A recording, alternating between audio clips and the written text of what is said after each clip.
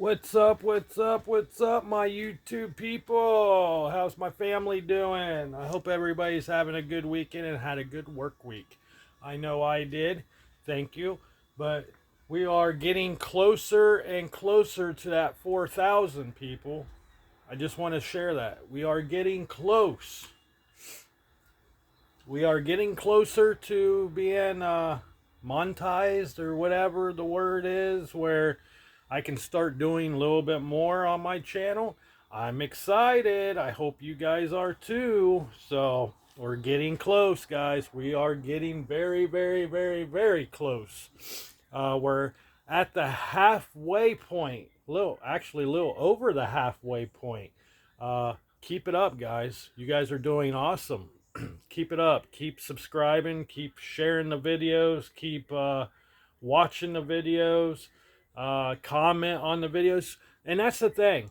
Please, if there is something you guys want me to talk about, I don't care what it is.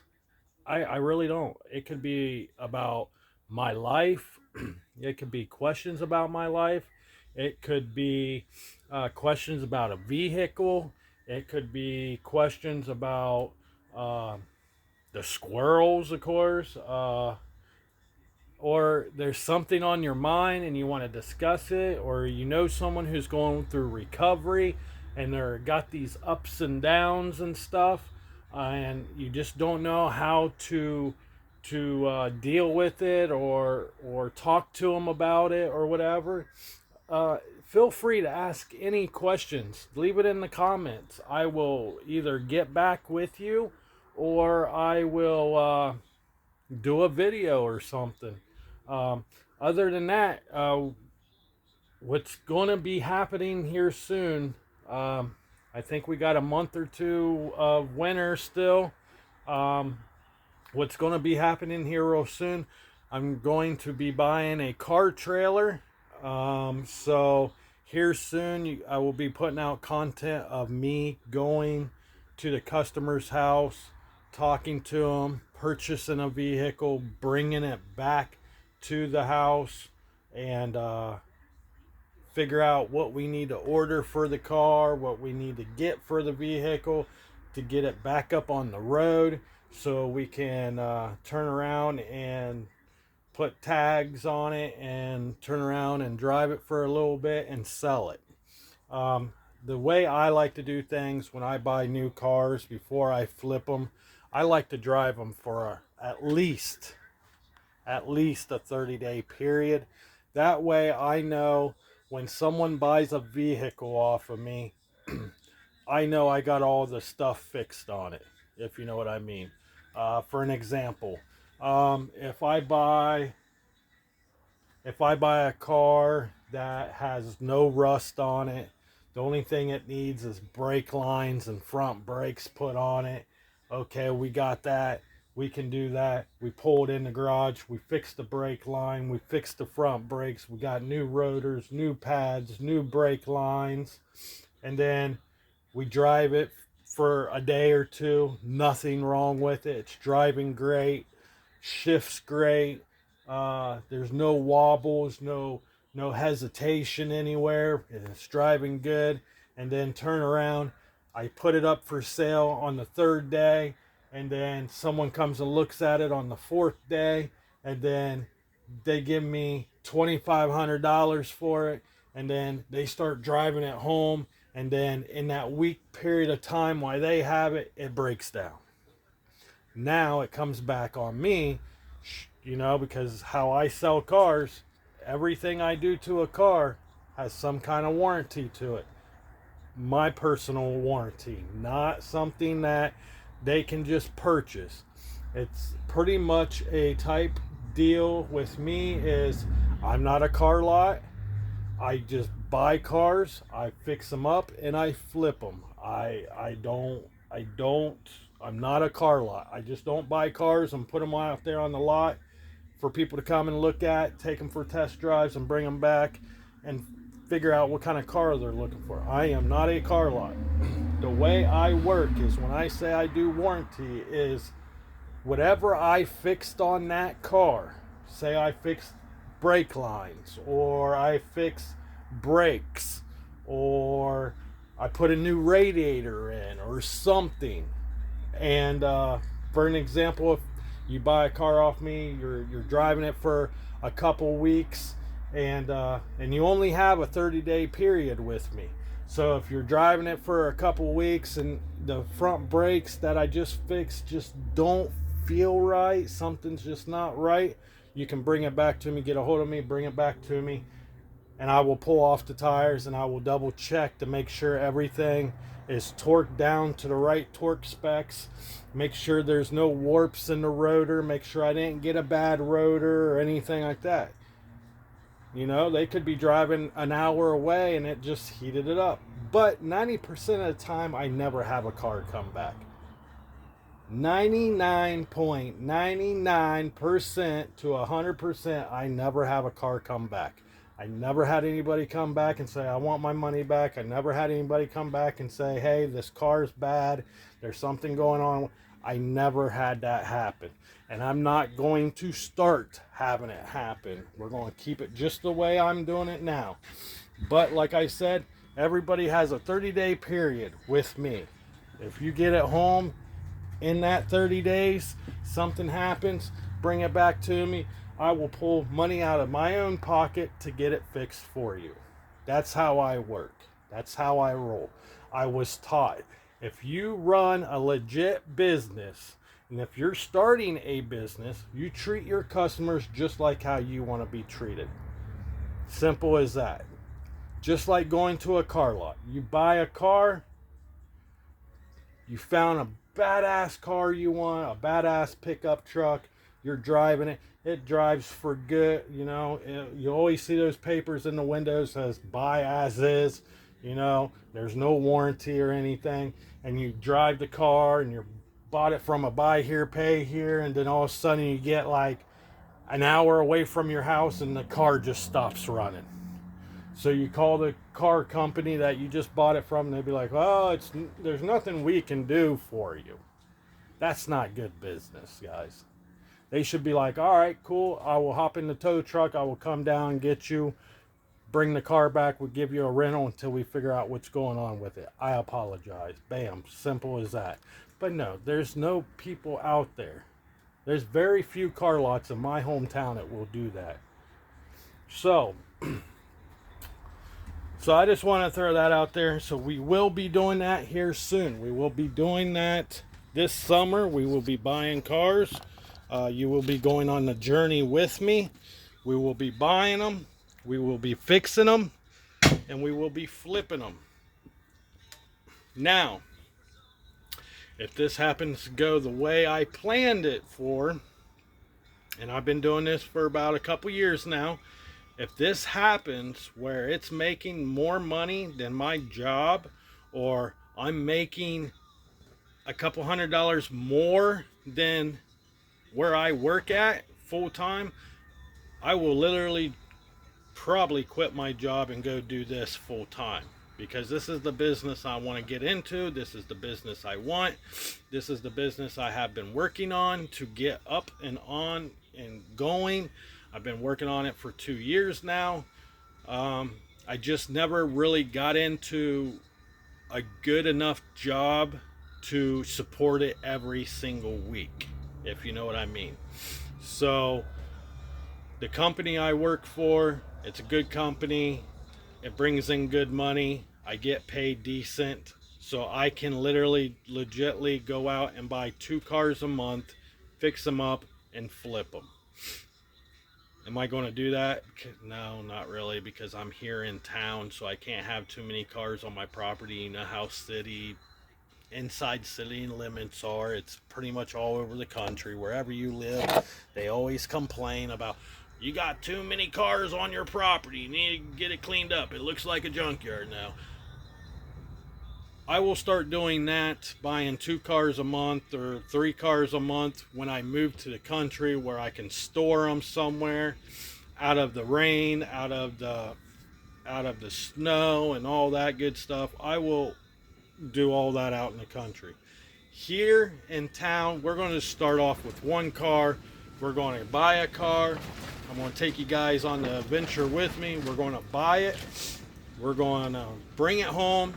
We're going to fix it, and then we're going to put it right up for sale. Simple as that. We're going to drive it for a little bit, make sure we got all the bugs worked out of it, and then we're going to put it up for sale. The highest I would ever sell a car for, because the economy sucks, the max amount of money I would sell a car for would probably be $4,000.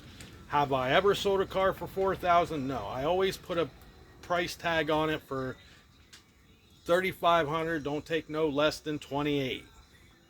Simple as that. And it's been working fine for me. It's been putting money in my pocket, putting food on the table for my kids, taking care of the bills, and at the same time, my work money is being saved. So yes, we will be going on a journey here soon. Soon as it warms up and soon as I get a car trailer, that's what we're going to be doing, guys. We're going to be doing this. It's going to be a fun adventure. I'm excited. I can't wait for this summer where it starts getting warmer out so we can get to these cars. There's a couple cars we're going to go look at here soon, hopefully here in the next couple weeks. Right now I just can't get into them to look at them because it's muddy, wet, and I can't get a vehicle back there out getting stuck. So it's something that we're just going to have to wait on. And I buy cars off the marketplace. That's where I buy the cars.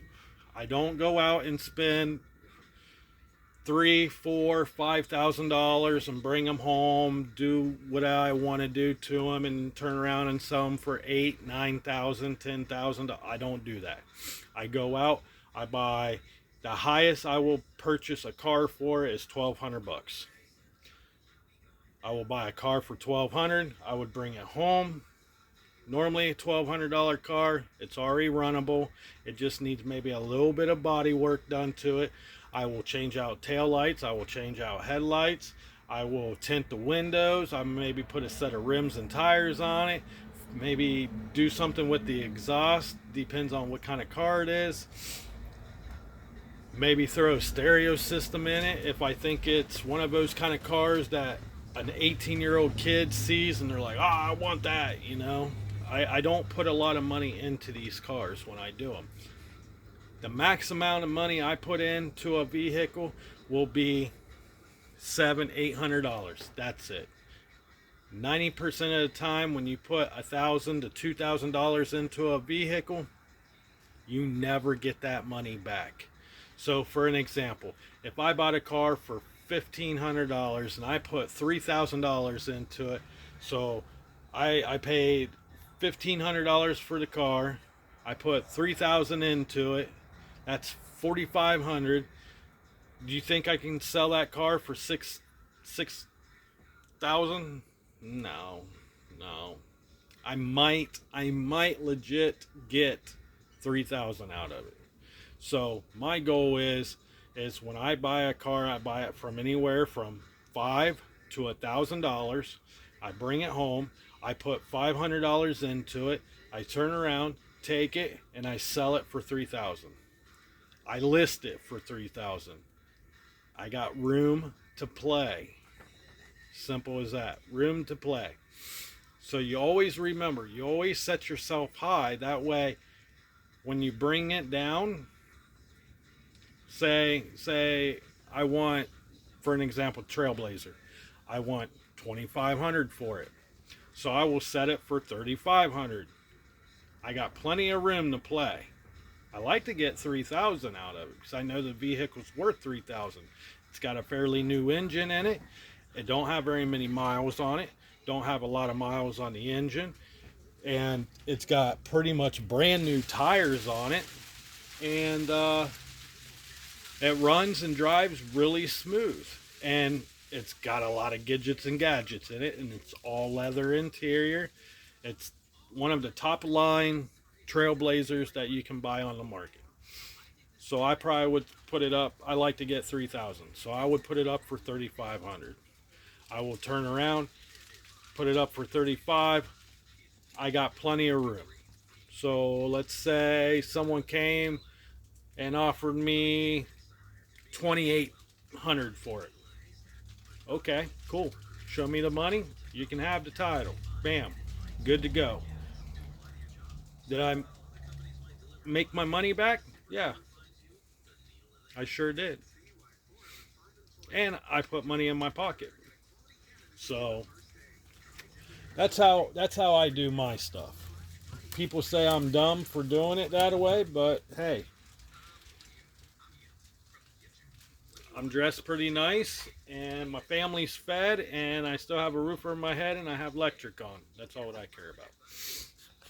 And I made someone very happy because they didn't have to go to a car lot and drop $4,000 for a down payment and turn around and it's got a $400 car payment.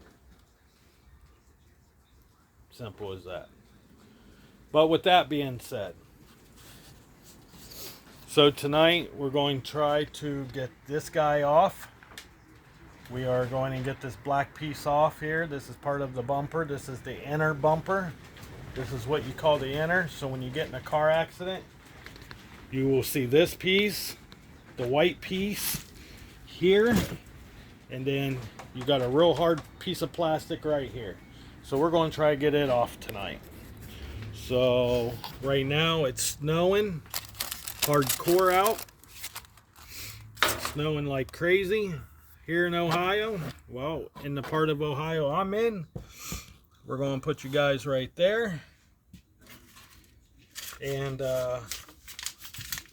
yeah, we're going to see if we can get this freaker off tonight. What do you guys think? Think we can? I think we can. I think we can get it off tonight. So, I'm going to have to put you guys down somewhere else. I love gloves. These are actually motorcycle gloves because I'm thinking about buying a motorcycle this summer. I used to have one. I used to have a CBR RR600. Pretty nice bike. So this summer, I think I'm going to go ahead and try to find me another crotch rocket. I'm going to do some things to it. Then I'm going to turn around and sell it. Because it seems like everybody's starting to ride motorcycles these days again. Seems like the culture's coming back. So I think I'm going to buy me a crotch rocket this summer. I'm going to put some new plastic on it. Maybe... rims are expensive for motorcycles, so what I probably do is put some new grips on it, new clutch, like a new style of a clutch, new exhaust, new headlights, and then probably put some new plastic on it or pull the plastic off and custom paint it, and then turn around and sell it for a couple thousand, and then turn around and buy me like a Harley or something like that. I can't see myself on a Harley, but we're going to try it, guys. We're going to try a Harley. I want to get a bike that my wife can ride with me. And plus, I'm getting old. So motorcycles in my body, on a crotch rocket, you're bent over. You know, you're not completely bent over, but on a crotch rocket, you kind of got that slump a little bit compared to a Harley. A Harley, you can ride up here. Crotch rocket, you kind of got your hump. You're not like laying completely down, but you do have a little hump in your back. And with me having back issues and stuff over the years, I think it would kill my back. Now, if I was just cruising around town and maybe going to like my family's house or something, like I have family that lives 20 miles away from me in another town, and then I have other family that lives probably 35 minutes away from me, and I got other family that lives 15-20 minutes from me, you know, so those kind of rides wouldn't be so bad. But driving on a crotch rocket for an hour to 2 hours to 3 hours to 4 hours on a bike ride, that would kill my back. So I think this summer, I told the wife, I think this summer I'm buying me a motorcycle. So I think that's what we're going to do. I think I'm going to buy a motorcycle and see how it goes. Now I am going to move you guys down so you can see what I'm doing. So I'm going to pull this chair out. It's a little bit lower. And we're going to see how it works here with you guys down this low.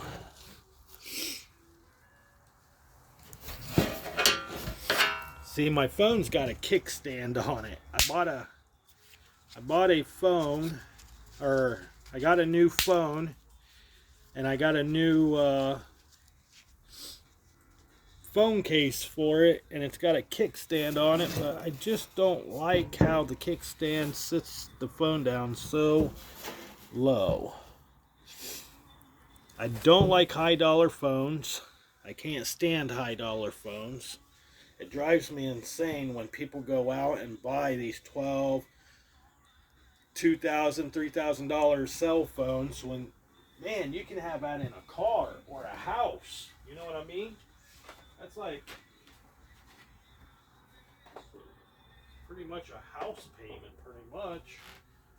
Oh yeah, how much do you pay for your phone a month? Well, I pay $300, $400, maybe $500, depends on how many phones I have on the plan. I pay about $400 a month.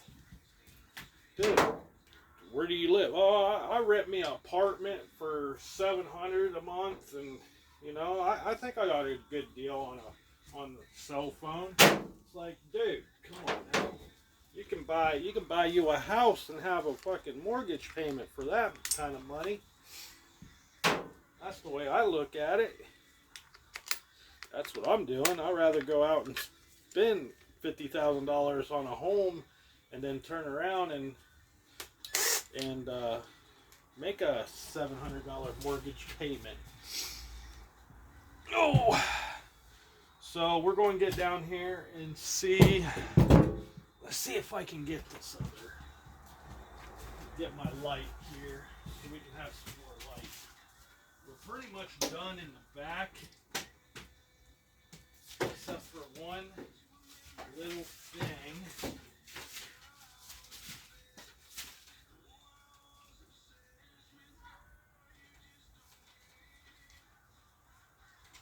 Except for this one little thing, we got to finish up in the very back of this thing, and then it will be fully done. So next Friday when I get paid, we are ordering, we're going to order my gas tank for this. I wanted to order it this weekend, but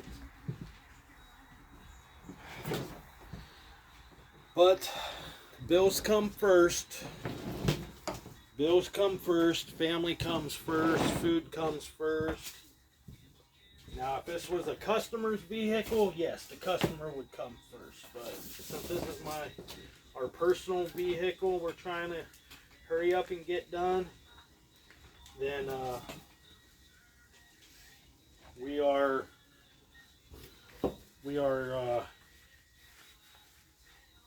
yeah, bills come first with that kind of deal. So that's what we wanted to work on this weekend, is gotta get the bills paid. So next Friday we will order the gas tank. Hopefully tomorrow I can get up in the morning and go pick up my transmission lines tomorrow. Hopefully they're not going to cost me an arm and a leg. Hopefully they're only going to cost me not very much, but we'll find out.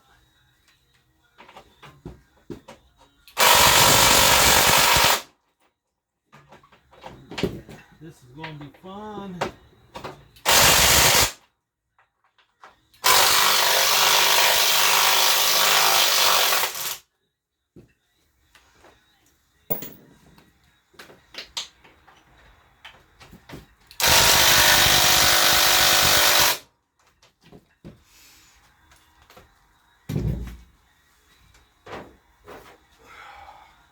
Try not to touch the car, it's really dusty.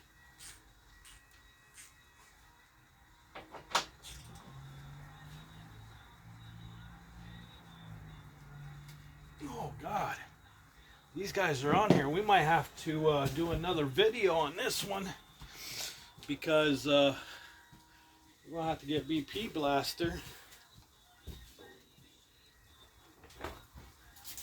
Get some BP Blaster and just go ahead and get some BP Blaster and let them sit for an hour. Let them sit for an hour. Okay, guys. Anytime you ever want to break a bolt loose and you can't break it loose because it's rusty, it looks like this, real rusty, nasty looking. Always make sure you clean the threads really good before you reuse it. Clean the threads really good and put some oil on them. If you put some oil on them, or like Never Seas or something, it just depends. Normally I don't use Never Seas on bolts, but I will use oil on bolts. So when you go screw them back in, for one, it will clean the threads on the inside. Two, it won't rust on the inside, and it will break the bolts loose very, very easily the next time you ever have to tear something apart. If you're ever in a bind where you need to break some bolts loose and they're hard to get because they're rusty, the best stuff I ever used in my life is this blaster. I call it PB Blaster. PB Blaster. But it is Blaster. It's the name of it, Blaster. So I call it PB Blaster. This shit works amazing. I love this stuff, and it's golden in my house. In my garage, I use it on everything, especially when you get cars in that you never maintain. If it's in a daily driver, you never maintain it. The only thing you maintain is the brakes, the engine, and the tires. Nobody maintains anything else. Those are the common things that everybody maintains on a daily driver. Brakes, tires, engine. And what I mean by the engine is oil change, oil filter, all your fluids, your radiator stuff, your heater core, stuff like that. Radiator, or the air condition, stuff like that. Other than that, nobody maintains their stuff. Technically, what you're supposed to do, what you should do, is you should get underneath your vehicle, and for an example, there's bleeders on your brakes, on your CV joints, on your calipers. There's little grease fittings. You put a grease gun on it, you pump it, and you fill that up full of grease. That way the piston inside of a caliper can go back and forth. People don't think of that. People don't think about doing that kind of stuff. So when you go to buy a car off of somebody, guess what? Now you got to deal with it. Now you got to fix the problem.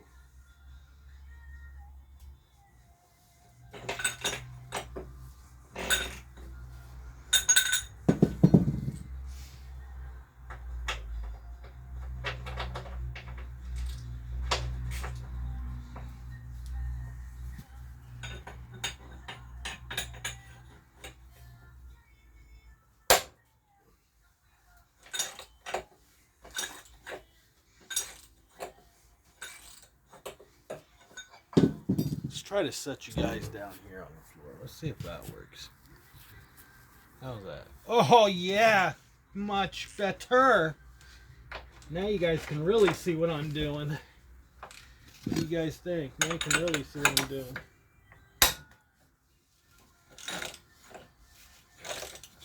So, like I said, what we're doing is we're taking this plastic off on the front here. The reason why we're taking it off is we're trying to get to these we're trying to get to the bumper mounts.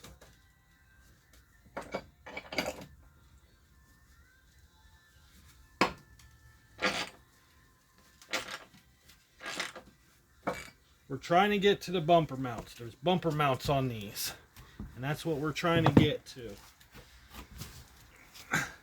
Because the bumper mount on this side is bent down and back. We're going to try to take it off and bend it straight. We're going to try to tweak it. Will it weaken it? No. It's not going to weaken it. It won't weaken it. It shouldn't weaken it because it's made out of steel. But people probably will disagree with me. They'll be like, oh, if you heat it up and you're bending it and tweaking it, it's gonna make it not as strong anymore. Well, you know, I've been doing this for 20 plus years, maybe longer. Actually, I've been doing this since I've been a kid, tearing cars apart. Real cars. You know, I helped my grandfather tear a car apart when I was 7 years old. 7 years old. It was the very first car I ever tore apart, and I can tell you exactly what it was. It was a Cadillac. He bought 2 Cadillacs. One was wrecked in the front. The other one was wrecked in the back. He bought 2 of them. We tore it down. We tore the first one, the car, it was wrecked in the back. Everything was good on it. The whole front end was good, the front clip and everything, windshield, everything. The Cadillac that got hit in the front end, the whole front end was smashed. I don't know what the hell they hit, but they hit something, but wrapped the whole front end around a pole or something, or a tree. And so my grandpa bought the first car, the first Cadillac, the one that was pretty much dead center, hit a tree or hit a telephone pole or something. Dead. Oh, that one snapped. Believe that? Son of a bitch. That sucks. Now we gotta drill it out. But that'd be alright. You have that. That's what happens. You have that. So, yeah, the first car got damaged pretty bad. It was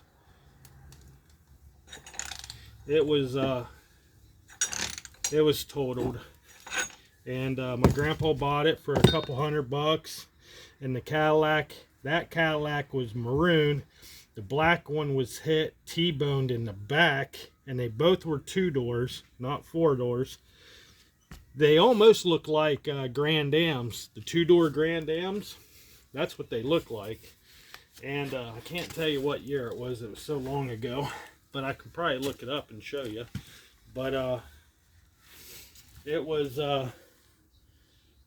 2 Cadillacs. One was maroon, one was black. The one, it got hit in the back quarter panel on the driver's side. If I remember, either driver or passenger side, I can't remember. But that whole side was pretty much done for, but the tires were still good on it. One was more of a sports version. The maroon one that hit a tree was more of a family looking kind. And so my grandpa, we ended up pulling the engine out of the first Cadillac, the maroon Cadillac, the one that hit the tree or telephone pole or whatever. We pulled the engine out of it. We straightened the frame underneath it, on it, straightened everything on the front, put a new took the Course Sport off the black car, put it on the maroon one, took the fenders off the black one, put it on the maroon one, took the windshield out of the black one, put it in the maroon one. Everything that was on the black car went onto the maroon one, from the doors forwards, fenders, inner wheel well, everything.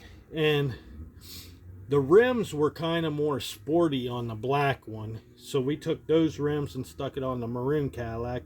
And then my grandpa painted it. I think he ended up just painting it black, the maroon one. I think he just went ahead and painted it black, and then he ended up turning around and selling it for $4,000 or $5,000. all what he had in both cars at that time, if I remember, and this was back when I was 7 years old, so I don't really remember, but I'm gonna say probably got close to $6,000 out of it, 5 or 6 grand. Back then, that was a lot of money. So let's say I'm 41 years old. When I was 7, that was still the early 90s. When I was 7, I was born in 81, so 82, 83, 84, 85, 86, 87, 88, 89. Yeah, it was like 89 or 90, 91. So I was like 7 or 10 or 11 years old. So yeah, this is how I learned. This is how I learned, boys and girls. Take it or leave it. That's one thing I will never tell you to do. I will never tell you how to do it. But I will show you.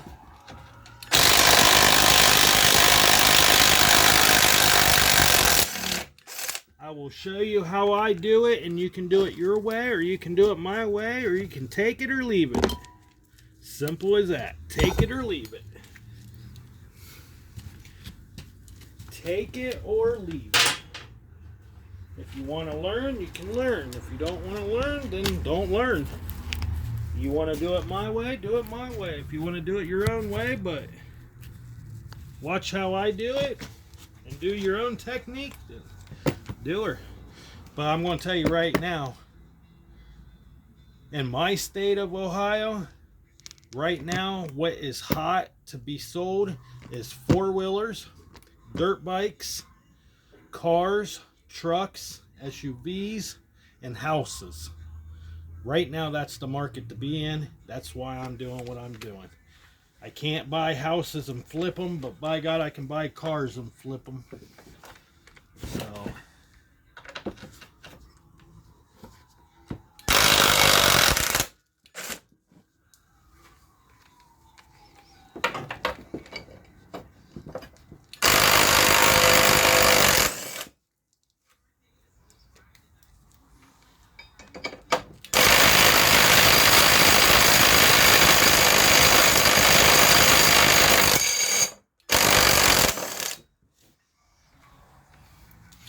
all right, ladies and gents. I think we got all the bolts out of it. We broke one. That was better than breaking, let's see, 1, 2, 3, 4, 5, 6, 7, 8, 9, 10, 11, 12, 13, 14, 15, 16. We had 16 bolts holding this black piece on, right? And we only broke one bolt.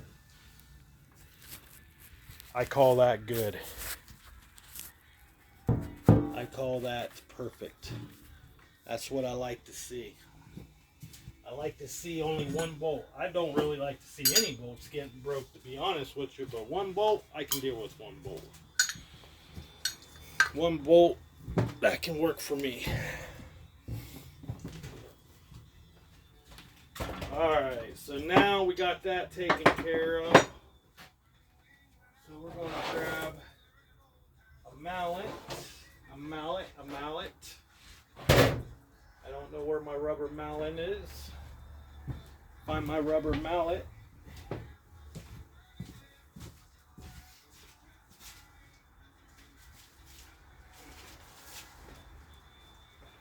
This is why I don't want to lean up against this vehicle.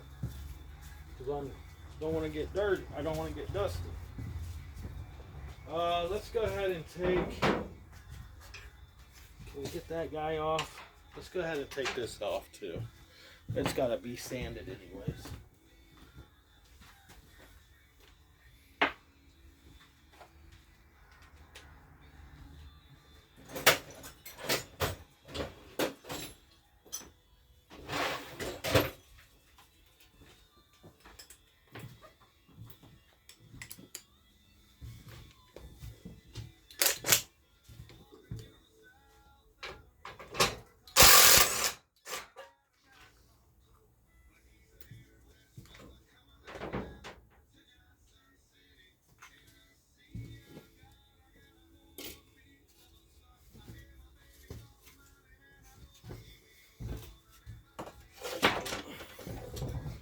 soon as we get this off, guys, I think I'm going to call the video a good one.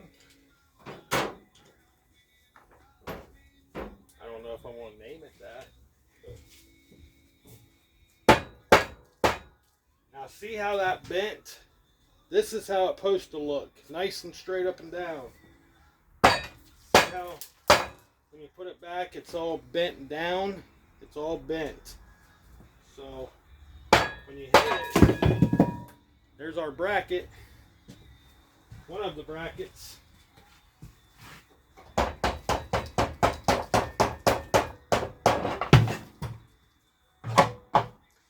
There's our other bracket. These two brackets here we don't need.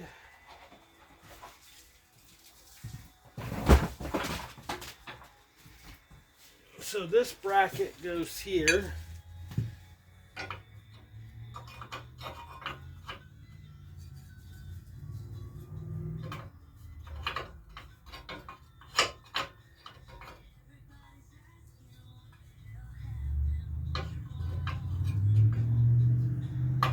Oh, it goes on there somehow. I'm not for sure how.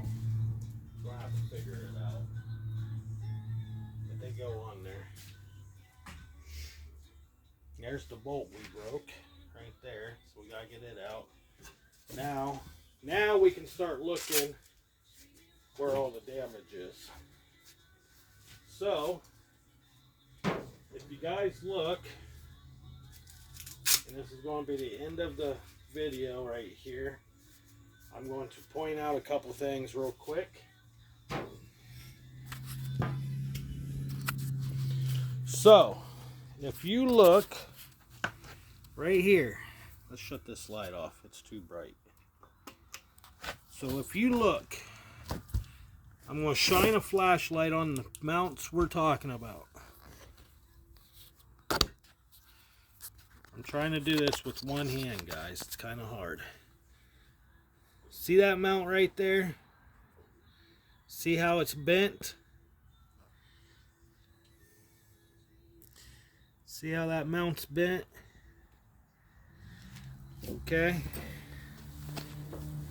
Show you. See how much of the yellow you can see? See how this whole piece right here, is bent down. It's got to be nice and straight that way.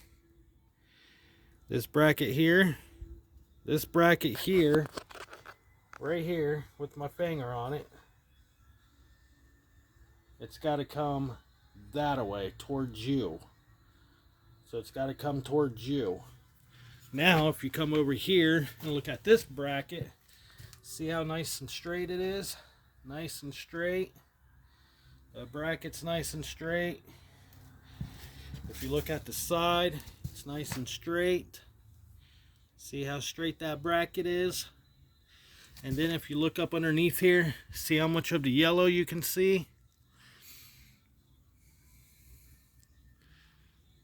Trying to show you guys on the phone. See how much yellow is showing right there? Right here where my flashlight's shining.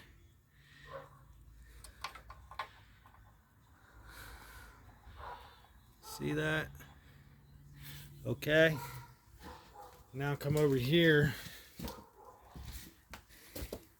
See how much of the yellow's showing at the top? That's not good. We don't want all that yellow showing right there at the top. Right here. Right where my flashlight's shining. You don't want all that yellow right there to show. You want to get flush with this piece here. So what we're going to do is, it don't look like, now there might be a bolt there. There's a bolt there. So it looks like what we can do is take this off, bend it, and the back plate, bend it out. But I think what I'm going to do is I'm going to try to use a sledgehammer and bend it out, and that's it. So we're going to try to do it that way, see what happens, and if it works, it works. If not, I can't get my thing to release. There we go.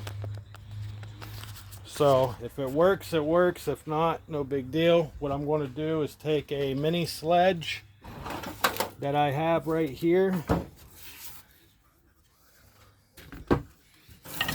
Got a mini sledge that I like to use. And then what we're going to do is we're going to hit the back side right there, and we're going to bend it. We're going to hit the back side, and we're going to bend this out so it can be nice and straight. Nice and straight. Supposed to look like that. See how straight that is? It's lined up with my hammer. Back and front. Looks good. This one, that's nice and straight up and down. Now you can see that bottom bracket needs to come out. That's my hammer up and down, straight. Just like over here. Up and down and straight. Over here, up and down and straight. It's not up and down and straight. So this thing's got to come out at least, I don't know, a couple inches. So that's what we're going to work on here in a little bit. I'm going to stop this video right where we're at. This is a good stopping point. I'm going to go in, check on the wife. Then I'm going to come back out and do what I'm doing. I'm going to change my sweatshirt so I can get down on the ground. And we're going to try to get that bracket out. If not, I might just go ahead and take the bracket off myself. Just take it off the vehicle, put it in my shop press over here. We're going to heat it up and we're going to bend it. And then, since I'm going to bend it, I might take a piece of steel and make a new bracket behind there so it can stay nice and straight up and down. Because all what that is actually hooked to the frame. So the frame is not twisted, it's just the bracket. So if I can get the actual bumper bracket straight and get it up and down, if I can't get this piece straight, if I can't get this piece here straight, because this is actually welded to the frame of the vehicle. So if I can't get this straight up and down, if I can get this straight, what I will do is take a piece of steel, weld it here, down, and weld it to the back of this. So if this thing ever gets hit in the front again and bends this bracket, it's going to be a lot harder and stronger to bend the piece of steel right here that I will have welded right in here. So I'm just going to sturdy it up a little bit more. So, but anyways, guys, that's what we did tonight. We took it off. Now we got to take off the bracket, get it bent back out. I will do another, I will do part 2 of this video. So, so stay tuned to the part 2. This is part 1 of fixing the bumper mounts. So if you guys want to see that, stay tuned. If you guys like what you see, subscribe, like, share, whatever. I don't care. But let's get those numbers back up. We're going to the top, guys. If you're a boss with me, you're going to the top. I might not be on Ryan Upchurch's level, but by damn, I'm going to be pretty damn close. Not in the music industry. I can't sing worth shit. But in the car industry, I want to be up in the tops. Maybe this summer we might do a custom build too. Like maybe take an S10 and something else and chop it and cut it and do something crazy with it. Maybe make a rat rod or something. I always wanted a rat rod. Maybe that's what I can do this summer. Take a cab of an S10 and a frame of an S10 and make a rat rod out of it. Chop the top, shorten the top. Yeah. If you guys like that idea, put it down at the bottom if you like that idea. If I should buy me an S10, a beat up S10, but the cab's still good, chop the top, bring the top down, and make a rat rod out of an S10 cab. I think that would be badass. If you guys like that idea, put it down in the comment box. Tell me if it's a good idea or not. With that being said, guys, I talk to you later. See you guys in the next video. Always remember, stay true, stay positive, and if you stay positive, you will go somewhere in your life. And if you know anybody that's going through recovery, give them a hug. Help them out. Talk to them. Be there for them. Love you guys.